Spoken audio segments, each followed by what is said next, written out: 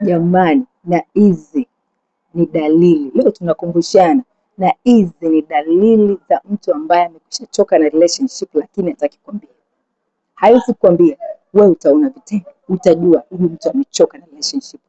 Kwanza kabisa, mtu huyu anaanza kuwa distant, anarudi nyuma, anaanza kuwa mbali na wewe, replies zinakuwa dry, calls zinakuwa dry, mawasiliano yanapungua. Unaona, mtu huyu anaanza kuwa busy ghafla, anakuwa busy na wewe, anakuwa busy, anaonekana yuko busy, anasema yuko busy, sijui unanielewa, anasema yuko busy lakini ni kwako, lakini kwa mambo mengine anaonekana hayuko busy.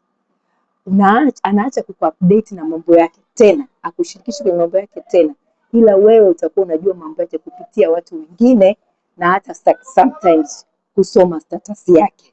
Jua kabisa huyu mtu tayari ameshachoka na relationship.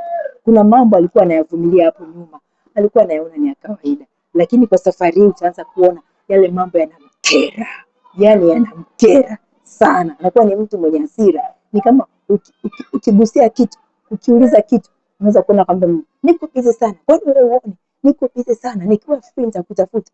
Amebadilika ghafla. Jua kabisa hiyo ni dalili kubwa sana ya mtu ambaye ameshachoka na mahusiano. Huyu mtu ameshachoka na mahusiano kabisa, unamuona.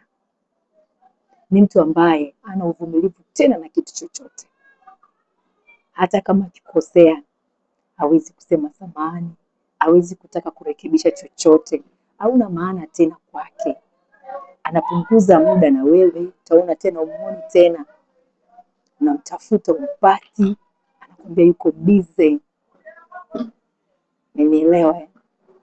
Yani jua kabisa kwamba huyu mtu, you know what, sometimes the silent tells you everything. Yani mtu kimwona anaanza kuwa kimya, hakuwa hivyo. Yani unaona kwenye mahusiano umebaki peke yako, yani mahusiano ya watu wawili, lakini tayari unaonekana kwenye mahusiano wewe ndio una fight kwa ajili ya yale mahusiano. Uko peke yako, hauna tena upande mwingine haupo tena. Mahusiano wewe uko peke yako, you are fighting to keep it. Yani wewe ujue kabisa haya mahusiano yameisha kufa, na huyu mtu hawezi kusema.